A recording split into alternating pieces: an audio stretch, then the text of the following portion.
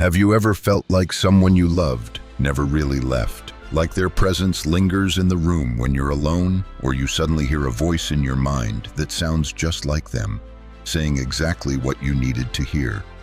It's not just a memory, not always, because according to Theresa Caputo, the woman known to millions as the Long Island medium, those moments might not be coincidences at all. They might be messages from the other side. She says the dead still speak, loud and clear, and she hears them. For years, people have laughed, doubted, and criticized her, but just as many have wept in her arms, swearing that the messages she delivers from husbands, wives, children, and parents long gone are too specific, too intimate, too real to be faked. So what's going on here? Is Theresa Caputo truly hearing voices from beyond the veil? Is life after death not only possible, but proven in whispered messages and signs? Or is it all just a beautiful illusion for broken hearts? Let's take a deep breath and open the door to a question older than time itself. What really happens after we die, Theresa? Caputo didn't ask for this life. As a child growing up in Long Island, New York, she says she often felt strange emotions, like something or someone was around her that others couldn't see. She'd walk into a room and feel a weight pressing on her chest, sudden sadness or overwhelming peace. She thought she was just overly sensitive, but one day as a young adult, she says she realized something startling. These feelings were messages from people who had passed on. She wasn't imagining them, she was receiving them. At first, she tried to ignore it. After all, who wants to walk into a grocery store and suddenly feel the sorrow of a stranger's lost brother? But over time, she says, the messages became stronger, clearer, and more insistent. I didn't choose this, she often says. I was born this way. Caputo describes her connection with the dead not as a magical gift, but more like a sixth sense, like picking up a frequency most people can't hear. It comes in emotions, images, even words. A flood of impressions that somehow make sense when she sits with someone grieving. And what happens next is often breathtaking. She'll start with something like, "Your dad just stepped forward. He says he still leaves the porch light blinking just like he did when you got home late." And just like that, the tears flow. Not because it's a trick, but because something inside the person sitting across from her knows deep down that message was real. But is it, or is it just very, very good intuition? Skeptics argue that Caputo is simply an expert in cold reading, a technique that involves asking vague questions, watching body language, and fishing for emotional reactions. But let's pause here, because if you've ever lost someone, if you've ever sat up at night just wishing for a sign, then you know. Even a whisper from the other side would change everything. And for many, Caputo is that whisper. What makes her so compelling is not just what she says, it's what she knows. In private readings and on her hit show, she delivers deeply personal, uncannily specific details, a child's nickname only a mother would remember, the scent of a father's cologne, a secret joke between siblings no one else could possibly know. People walk in skeptical and walk out shaking. There's no way she could have known that, they say, but she did. So is she really hearing the dead, or is grief just making people want to believe? Here's where it gets even more fascinating, because science, yes, science, has started paying attention.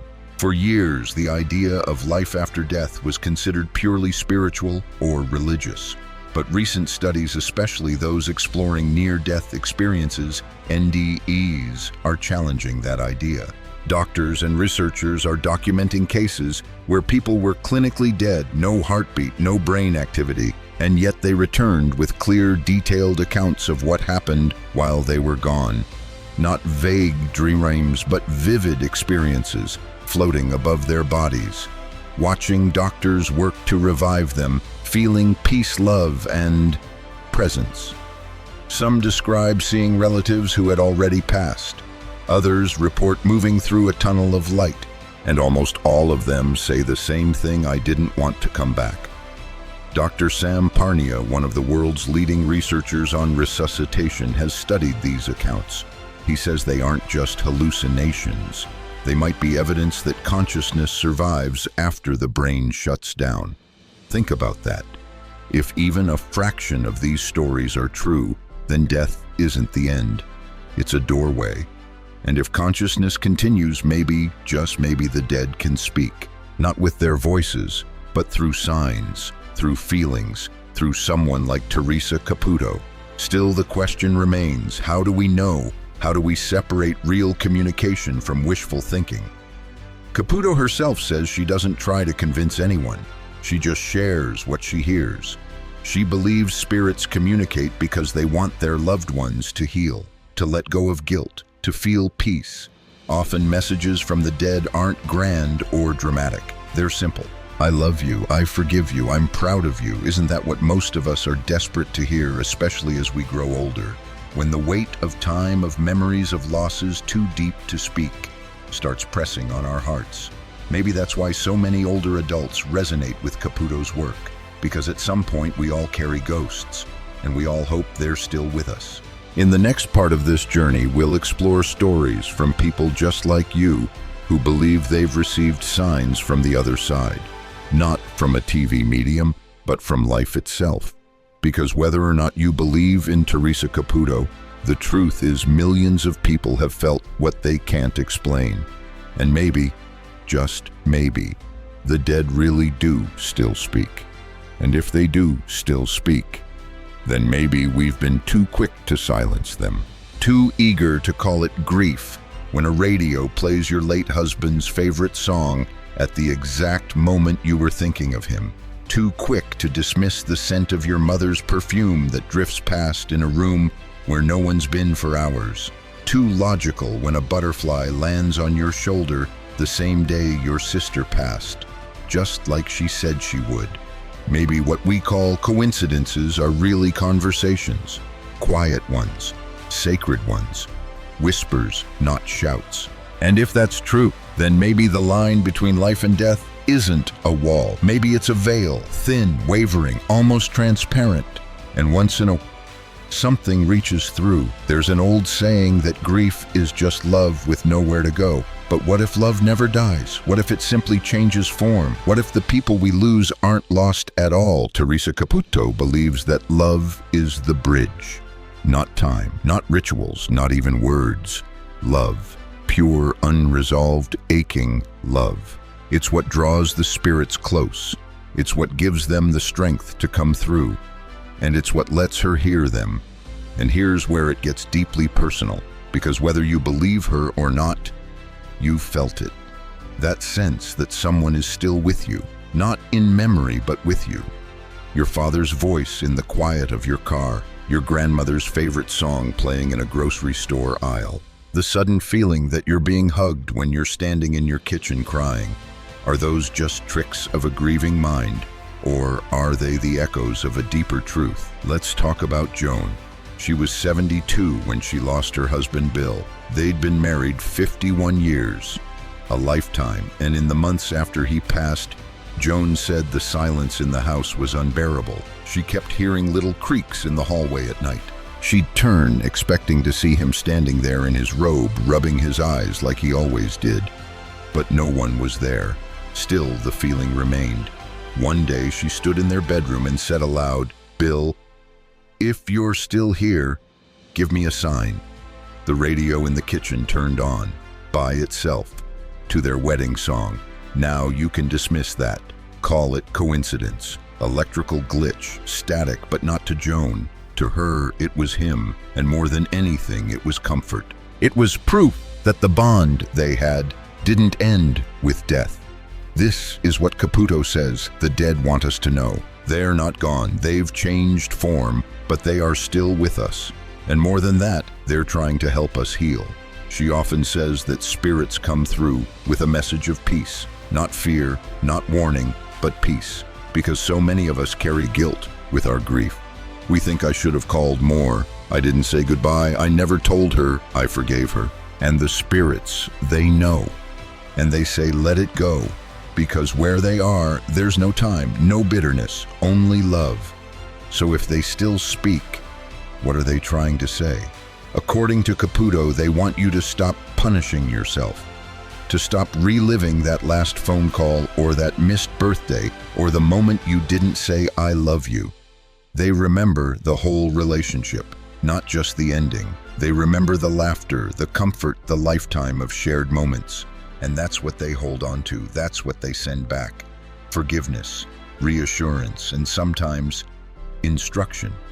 Caputo has shared stories of people who've received warnings from the dead, messages that led them to find hidden letters, safety deposits, even early cancer diagnoses, not in a haunted, frightening way, but in a guiding, protective way.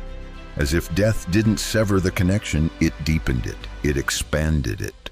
And that raises a question that rattles many. What is death really? Is it an end, or is it a continuation? More and more people are reporting experiences that suggest the latter. Take the case of Harold, a retired Navy veteran from North Carolina. At 83, Harold suffered a cardiac arrest in his sleep. For 4 minutes, he had no pulse. And when he was revived, he said he saw his brother, the same brother who died in Vietnam decades ago. I was walking near a river, Harold recalled, and he was standing there smiling.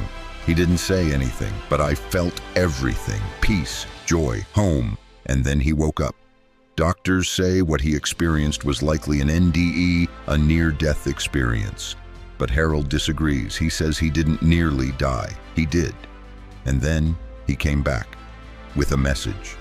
It's real, he says. There's more. These stories of spirits, of signs, of messages from beyond don't all come from mediums or mystics. They come from ordinary people. Mothers, sons, grandparents, widows, people just like you, people who've felt something they can't explain and choose not to ignore it. Because here's the truth. We all long to believe that the people we've loved aren't just gone, that their souls continue, that they still care, that we'll see them again. Theresa Caputo doesn't claim to have all the answers. She doesn't ask you to believe in ghosts or psychics or mediums. She asks you to believe in love, and in the idea that love is too powerful to end when a heart stops beating.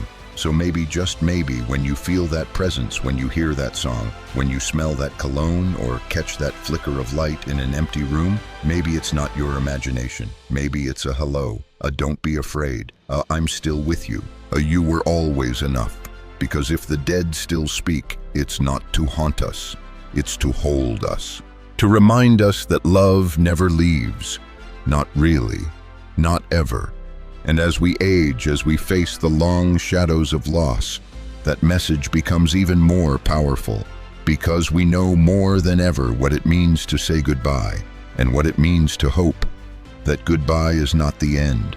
Maybe one day we'll be the voice someone hears in a moment of silence, the light that flickers, the warmth that brushes past. And maybe someone will whisper, I felt you, and they'll smile through tears just as we have, because the dead still speak, and more than anything they speak of love.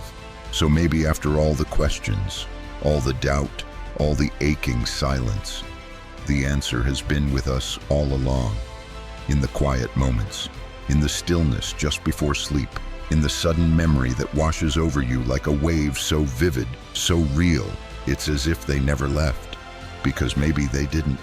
Maybe those we've lost are closer than we dare to believe, watching, listening, loving us from a place we can't yet see but can sometimes feel.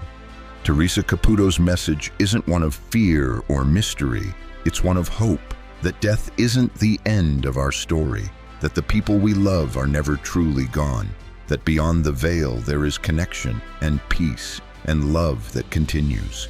And maybe, just maybe, that love reaches across time and space to comfort us, to guide us, to whisper when we need it most, I'm still here. So the next time you feel that chill or smell that perfume or hear that old song that only they would have known to send, don't turn away, listen, because love has a voice, and sometimes the dead still speak.